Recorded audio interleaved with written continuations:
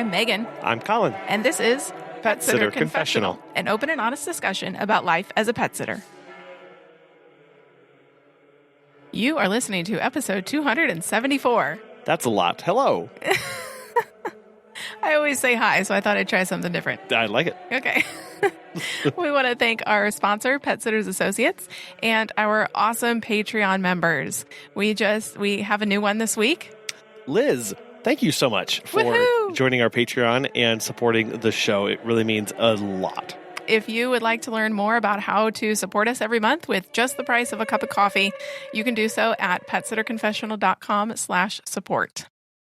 We've been talking about it for a couple weeks now, but we are doing a business retreat and personal retreat in Kansas City at the end of August 26th through 28th, and we are super excited about it. Yeah, we finally have a location. It's a beautiful bed and breakfast, kind of easy access to lots of different things. We've got some yoga planned and lots of stuff going on that weekend. So if you want to get signed up for that and start learning more about what exactly we're doing and everything involved in that, go to PetSitterConfessional.com/retreat. We hope you can join us. We know of several other pet sitters also going, and we are really looking forward to it. Yeah, can't wait to meet everybody and to work on our businesses, like you said. Over the past 270-something episodes, we have talked a lot about different topics, and something we haven't really talked about is anxiety and fear in pet sitting. So the world has a lot going on, Don't know if you've noticed lately. Yeah. Always a lot going on. But as a business owner, we have a lot of extra things on our plates that the average person doesn't. So you may even be experiencing some anxiety right now with everything going on with wars, the economy, even just your own personal life. There's always so much going on. Before we continue on with this topic, it is very important that you know that Megan and I are not doctors. We're not medical doctors, and we are not talking specifically in this episode about anxiety disorders. So on that, anxiety is a normal human emotion. It's a normal reaction to our feelings and things that are going on in our life. Anxiety disorders, on the other hand, often persist for long periods of time and generally don't go away on their own, even when you try to address them. So if you feel like you're constantly plagued by anxieties and it's impacting your daily life, we really want to encourage you to go and seek out help today, because there's about 20% of U.S. adults experience symptoms of an anxiety disorder during any given year for whatever reason. And for unknown reasons right now, women tend to experience these symptoms more than men do. So again, if you're having symptoms of fear and anxiety that have become unmanageable, that's really important here. You really do need to make an appointment with your doctor to start talking with them about those things. And one step further is that if you're really struggling with this, if you're really struggling with anxiety and you have fears that are impacting you to the point where you're not sure if you can handle them or take them anymore, please write this number down, 1-800-662-4357, and start getting information and support and treatment facilities in your area. We do use the term anxiety a lot. We see fear and anxiety used almost interchangeably all of the time. But fear is the result of a threat or an impending danger. The danger is very real. Our body undergoes near instantaneous physical reactions designed to help us escape danger. It's like the fight or flight thing. So your heart starts to race, your breathing becomes shallow. So this physical response is one very important difference between fear and anxiety. So if you walk into a client's home and the dog suddenly lunges for your face, or you see a person standing in the kitchen, that danger is real. It feels immediate. So anxiety, on the other hand, is a word that we use when there's a thought of a threat. So not necessarily an immediate danger or an immediate threat, but something that may happen in the future. So while these terms do feel like they're similar, anxiety is really a reaction to emotions instead of danger in the environment. For example, you are walking up to a house and you're thinking about what if somebody is inside or what if the dog lunged at you. There's no real threats to you, but you're just thinking about it in your head. That would be anxiety. So even though there's no real imminent threat to you or danger to your personal well-being, you start to worry that something bad may happen. And again, we experience similar reactions to that actual fear. Your heart starts racing, your breathing becomes short and shallow, your muscles start to tense up. And it's important to note here that both fear and anxiety induce stress on your body. All this reaction that we're talking about there, this physiological and physical response to these feelings and these emotions, these situations, that is stressful on your body. And it's important to also know here that our bodies are not meant to experience prolonged stress.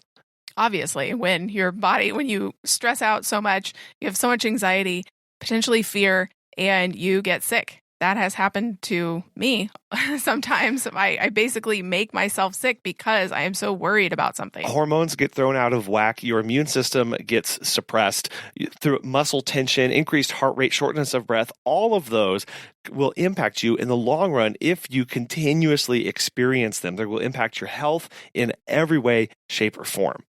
And it's all from your body's inborn fight or flight stress response to help you survive. Your body doesn't know that just the thought of a tiger leaping out of the shadows is any different from actually being attacked by a tiger. And so it responds in the exact same way. And so living in constant fight or flight means your entire physiological and mental state are changed. So we're going to do our best to use the terms anxiousness and anxiety today as opposed to fear, because we're talking about emotions and thoughts and perceived dangers as opposed to real and imminent ones in our lives. So right now we want to talk about some of the common stressors that pet care business owners deal with. And the first one is pricing. So to raise your prices, not raise your prices, tell owners, not tell owners. What is really driving this? We are anxious about our prices because we think that people will leave us. We kind of build it up in our heads of we won't have any money and we're going to wake up tomorrow and everybody's going to say, no, I don't want my dog walked, or no, I don't want my cat sat anymore, and that we're going to lose everything. That's simply not true, and that's not the way it works. But that is what we think. That is what we stress about in our heads before we send the price increase letter or before we raise our prices on our website. And there's a lot of other things that can be tied in here too. You know, Megan, you said at the end of that is we'll lose everything. Well, why is that fearful? Why are we anxious about that? Why do we stress out about that? Well, we could be scared of being a failure, being viewed as a failure by people, being judged by others in our business for not being successful. It could be that we are anxious about being able to provide for our family, that we aren't able to do the things that we want to do in business. So there are a lot of core principles here that as we drill down with each one of these big topics, it's going to be really important for you, the listener here, to figure out what is driving your anxiety, what is stressing you out about this, and why is this different from fear? Well, it's because, again, as we talked about, fear is from an imminent danger to your well-being. If we break it down, there is nothing that is going to harm you physically about raising a price by $1. There's just not. Now, that doesn't mean it's not rational to still be nervous and worried about that, but we are anxious about that, and that stresses us out because of the other ramifications that may come along with it and the idea that that could happen. And that's why it's stressful and anxious to us. The next anxiety in pet care is competition. We don't see our fellow dog walker down the street as a collaborator, and as a fellow professional, we see them as taking business away from us. We are anxious that we won't have enough clients to make the money that we need to pay our bills. Yeah, the clients there are a resource to us. We view them as a resource, an item to collect, like squirrels collecting nuts for winter. And we want to have enough of them so that we are secure. It's a scarcity mindset, and it helps people survive all of the time, making sure we have enough resources around us, enough food in the pantry, enough gas in our cars. But when it comes to clients in our business, that impacts us relationally to other pet care professionals. That impacts us relationally to our clients. When we start viewing them as items instead of people, that's a weird interaction to have. And it impacts our relationship that we have with other dog walkers, pet sitters, other businesses in our areas, because we start keeping them as arm's length instead of bringing them into community and sharing resources, which actually helps everybody in the long run. Well, and realizing that there are really enough dogs to be walked out there. There's really enough cats to be sat or snakes to be fed, whatever it is. There are enough acorns for you to have for the winter. Right, exactly. There is enough for everybody, really. There is. I know a big thing that keeps me anxious a lot is missing an alarm. That I will miss an alarm, I'll sleep through an alarm, or I'll miss one in the middle of the day. Well, miss a visit, basically. And so what am I anxious about this for? Well, I'm anxious that the pet won't get the care that they need. And then the client will be angry, and then they'll leave us. Or they'll leave a bad review. Yeah. So my business will be impacted. I won't have enough clients, and I will have let myself down for the quality of care that I know that I really strive for. And so this is a great example of how many things that make us anxious or that we feel anxious about are actually multifaceted. So in this example, the client will leave us, and there's a scarcity mindset. They'll leave us a bad review, so my business will be impacted. I'll be viewed as a failure. And then I have let myself down by not living up to my standards. So there's some personal things that can come into play here. Well, and also the pet as well. We don't want to let the pets down either. We want to provide them the best care, and obviously the owner, because they're the one paying us, but we have a passion for animals. That's why we're doing this in the first place. Which goes into another one that I know many people are anxious and stressed out about is a pet escaping or being injured. And there we're anxious about them being alone and being afraid and scared, and the client being obviously angry or concerned towards us, and maybe word getting out about us, again, impacting our business. And that all of this kind of eventually comes down to we won't have money to live and do the things we want to anymore because of this incident. So we start kind of chaining each of these events together in a somewhat coherent, logical fashion in our brains, linking the chains from a pet escaping to my business closing down and everybody thinking that I'm a failure. It's a very quick road for that, especially for us as entrepreneurs and people who are passionate about pets. A big one for us that we dealt with a few months ago and even still now is hiring. Oh, that one. Yeah. Yeah. So anxiety when thinking about hiring, or when you bring on staff, anxiety that they're not going to show up one day, or they're going to ghost you, or they're going to take your clients, or there's a million different scenarios, but just having that anxiety, but looking at your goals and realizing, is this something I need in order to get me closer to my goals? Then you just have to do it, and you have to trust in your hiring process. And so the foundational issue there is we're anxious because we don't trust. We don't believe that it's possible. And I'm not saying that is this. If you just believe enough, if you have enough gumption, then the clients are going to love the staff, and your staff are going to be amazing, because things happen. But it's not trusting yourself to have put in good procedures. It's not trusting yourself enough to make that gut decision, which I know is something that actually Megan and I are going through right now. We're trying to make that gut decision call after reviewing everything. And seriously, doubting yourself after you've told somebody yes or after you've told somebody no. At the end of the day, understanding that you can look at as much information as you can, as much information as you need to make that good decision, and then move forward with it and trust that things will work out and put things in place to help you. Because you have a plan. You've prepared for this. Exactly. Another anxiety that we'll deal with is taking time off. What's that? Sorry. The once in a blue moon activity. Well, that's a good point to remind of why we decided to do this business retreat and personal retreat for us, was to schedule that in and commit to doing it. And by publicly telling all of you listeners, we kind of have to do it now. Yeah, you're holding us accountable. So thank you. Yeah.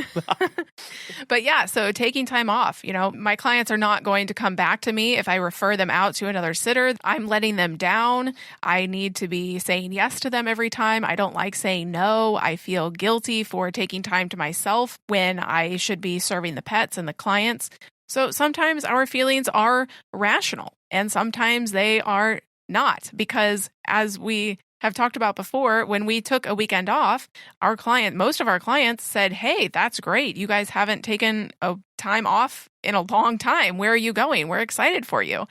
So sometimes we build these things up in our heads because we are a relationship business and we want to keep our clients happy. But at the end of the day, we need to do what's best for us. And if that means taking time off and having a little bit of self-care, we need to do that.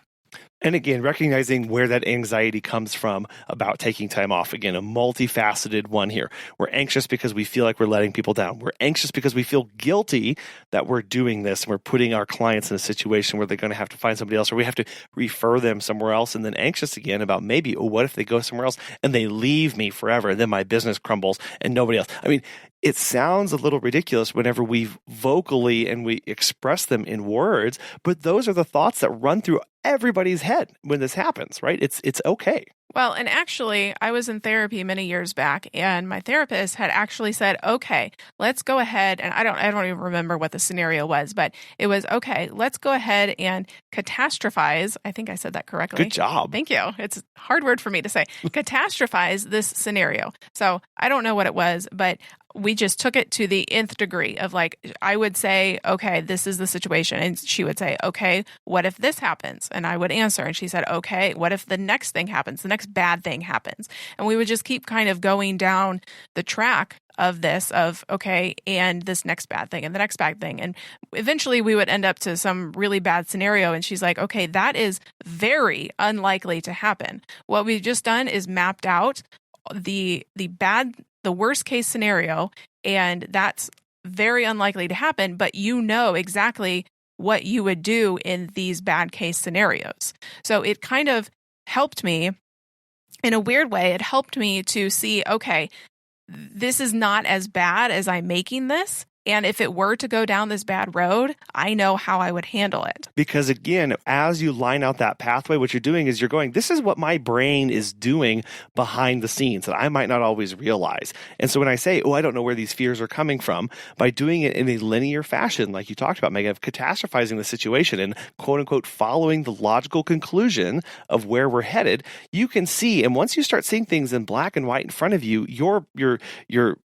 your higher level processing kicks in and is able to look at that and go, okay, I see that now. And then we can start rationalizing a few of these things. And we stop living in the irrational fear, because a lot of times the irrational fear comes from the, I don't know what's going on. What's happening? I'm confused. We line it out. We make it real plain and simple. And then we can look at that and go, okay, actually, no, this totally makes sense. And that process is especially important when we look at an anxiety here that I know I really struggle with, is an anxiety about choices and decisions, because any given day, there are probably thousands upon thousands of decisions that you have to make as a business owner, and it can be extremely overwhelming.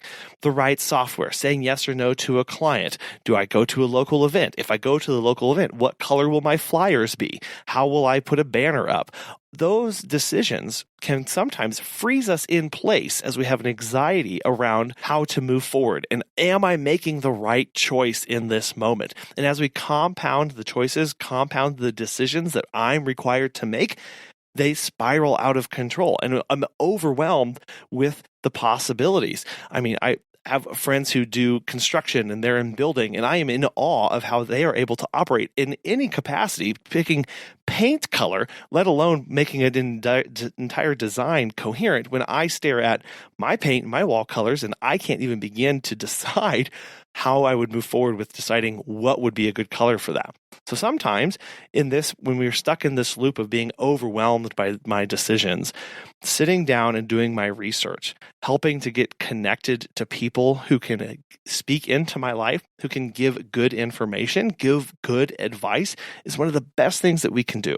Well, and if you are like Colin, we actually did have an episode back on 136. It was doing versus dwelling. And at some point, that's exactly what you're just talking about. Uh-huh. At some point, you have to, it's good to dwell, but at some point, you just have to do it and realize that done is better than perfect. So that's episode 136, if that is you. Yeah. Well, it's along the way, it's really important to know right now that your feelings about each one of those scenarios that we lined out, and a myriad of others that we don't have time to cover here, your feelings about those are totally valid. Because I don't know if you know this or not, but feelings are real. How you feel about competition, how you feel about raising your prices, those are real and those are valid. Now, the questions that you have to ask yourself now is, now that I feel this way, what do I do? What's my next step given my feeling right now? One of those things is, how do I use this moving forward? How do we use this to fuel us so that we can keep going?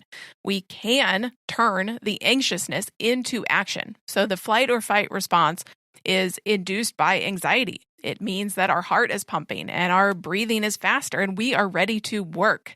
If you're worried and stressed about a pet escaping, you can ask yourself, is there anything I can do about that right now? Maybe a new policy or procedure or a new training, making sure you always lock the door as soon as you enter the house. But realistically, in this exact moment, what do you have action and agency over? Thinking about those things is important. Something you don't have to stress about is insurance with Pet Sitters Associates. As pet care professionals, your clients trust you to care for their furry family members, and Pet Sitters Associates is here to help. For over 20 years, they've provided thousands of members with quality pet care insurance. Since you work in the pet care industry, you can take your career to the next level with flexible coverage options, client connections, and complete freedom in running your business. Learn why Pet Sitters Associates is the perfect fit for you and get a free quote today at PetSitLLC.com.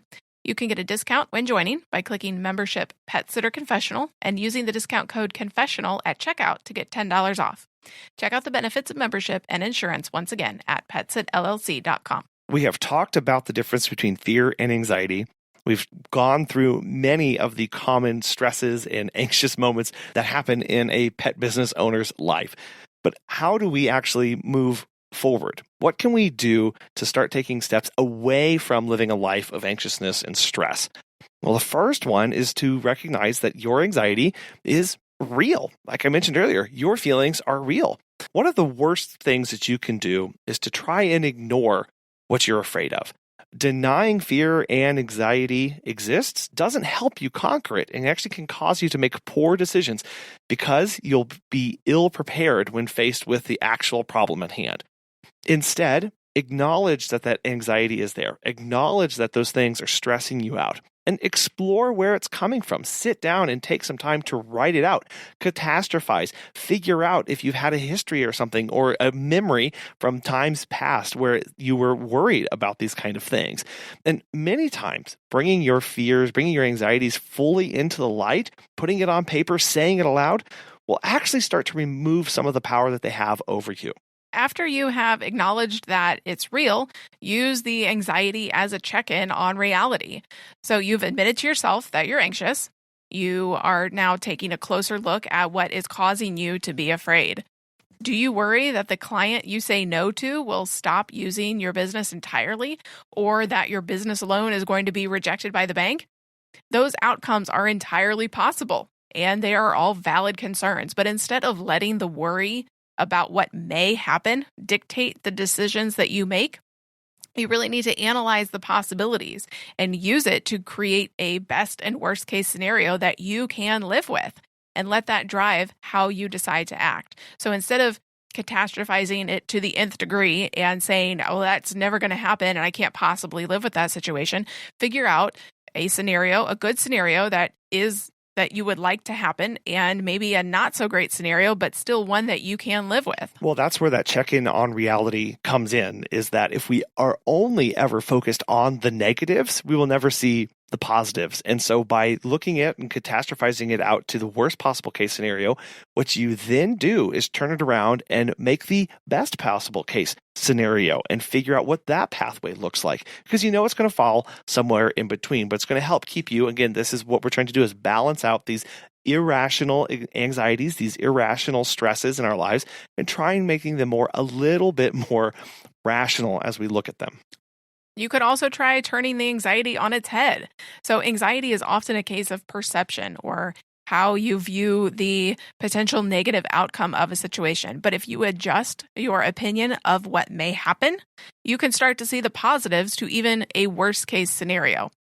So for example, the client leaves you when you say no. Well, that proves that he wasn't an ideal client, and your business is likely better off without him and going to be replaced with an even better client. Which is something we literally say all the time because it's totally true, but until you start saying that and viewing it in that light, you'll never believe it. We also need to accept and let this anxiety slow us down. So no, I'm not talking about letting the anxiety, the stress stop you completely, but it is okay to pause and consider the things. It'll really take the pressure off, too, using the time to reflect and not have our worries really get us down. Yeah, sometimes one of the best ways to use that anxiety is actually to let it exist for a little bit. Let it sit with us for just a short period of time. And that means we're taking a break from trying to beat it. We're taking a break from stressing about the stress and we're just kind of letting it be. We're giving us time to reflect on it. How is it impacting us? What if that were true? How will I move forward from this? This may not rid you of your worries instantaneously, but it can give you a much clearer head and a new focus as you work on getting past it. So again, just taking time to reflect, to feel those feelings, to feel those emotions, those are totally fine. It's totally okay to feel those things. The question is always then, okay, what do I do next? And sometimes we have to sit with it for a little bit before we know how to move forward. Well, and sometimes that means also seeking help. Right. So we talked a little bit about this in the beginning, but if you are finding that your life is ruled by anxieties, you may need to go see a doctor, get on some medication, go to therapy, talk to a friend, anything, do some self-care, anything that is really going to get you connected with a great support group or release some of this stress, that it helps. Yeah, sometimes the best kind of self-care is getting help from other people, and we don't talk about that enough. So self-care includes a lot of things. It's giving you time, giving you space. It's taking breaks. It's saying no. It's also knowing when to say yes to help and bringing people into your life who can help you with these things, and that's totally okay. You may even seek out the help of a professional business coach. And one that we know of is Natasha O'Banion. And she is going to answer the question, should I avoid paying payment processing fees? No. No. So I only take credit cards. I do not take check, do not take cash for just functioning reasons. Like if you were trying to build out a business and you're accepting check, well, who's going to go pick up those checks? Who's going to put those checks in the bank? It's fine when it's just you and a couple of clients, but now when every single client is writing you a check or sending you cash, how do you prove the payables and receivables? Like it's just too complicated.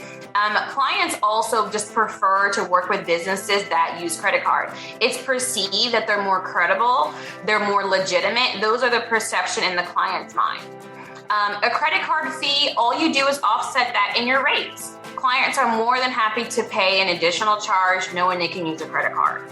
No one has ever said at any company that I'm just going to at McDonald's, or I always like to talk about the smaller price items because those are the ones we can marginalize fast. But if I go to McDonald's and I'm like, well, you guys don't want to, you pay credit card fees, so now it's cash only in here. Like how much would that change the experience that I always had to have cash on me in order to use that business? Well, and two, just from a business operating perspective, when you have their card on file and they make changes to their travel schedule, or they start, requesting, complicated stays and visits, or adding on services, you're not having to then wait for them to pay you. You can charge it right then, and then that becomes part of your process as well. Yeah. I mean, people who love cash and that's just the way they want to do it, that's fine. But even for me, I'm more likely to give a larger tip. I'm more likely to pay for more. I'm more likely to buy more things from you if I can quickly use a credit card. Affluent buyers like to get points. So people who really make money and know how money works on a financial side, we pay in points because we know that using this card is going to provide us other opportunities on the back end. If you start taking those things away from clients and now they have to go to the ATM or get cash out for you, they're going to be least likely to use your business. No one's really, doing transactions with cash anymore just because it's so cumbersome. So you want to take that out of the experience. And just like you said, you can't cancel or charge them if they don't pay. You can't put them on a monthly recurring subscription if you don't have their credit card. I would never take a client if I do not have subscription payments in advance or they did not already pay for the pet sitting service before they left town. There's no, the money's going to be on the counter. Now I have to leave my house to come to your house to see cash on the counter to then confirm that I'm going to move forward. That would never happen in my businesses. So many reasons that we've talked about before to not use cash. Sure. Now, if they want a tip, I allow cash and tips. And I let my clients know in an email. That's our onboarding process. Tips are appreciated via your credit card. Tips are distributed equally throughout our entire team. That means the back end, the VAs, everyone gets the tips within their salary. So if you're going to put a tip on the credit card, that means you understand that I have calculated the tips that are coming in and I'm allowed to pay a living wage now. But no, I'm not going to go through and say Betty 10, Colin 5, Susie 2. No, whatever our client's tips, is going to be contributed throughout their salary as a living wage. So I can pay $20 versus $17 because there's a certain amount of tips that I know is going to come into the business. Now, if you want to individualize your tips to a specific sitter, please get an envelope, put their name on it, and put the cash inside the envelope, and that will go directly to the person you prefer. And that's our cash process.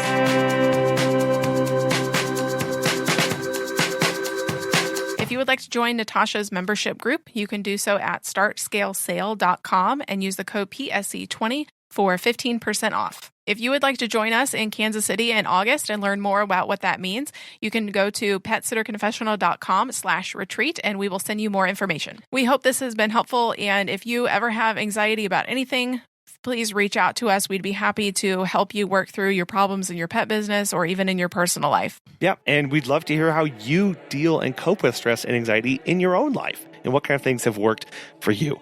We really want to thank our sponsors, Pet Sitters Associates, and our amazing supporters on our Patreon for making today's show possible. And we wish you all the best, and we'll be back again soon.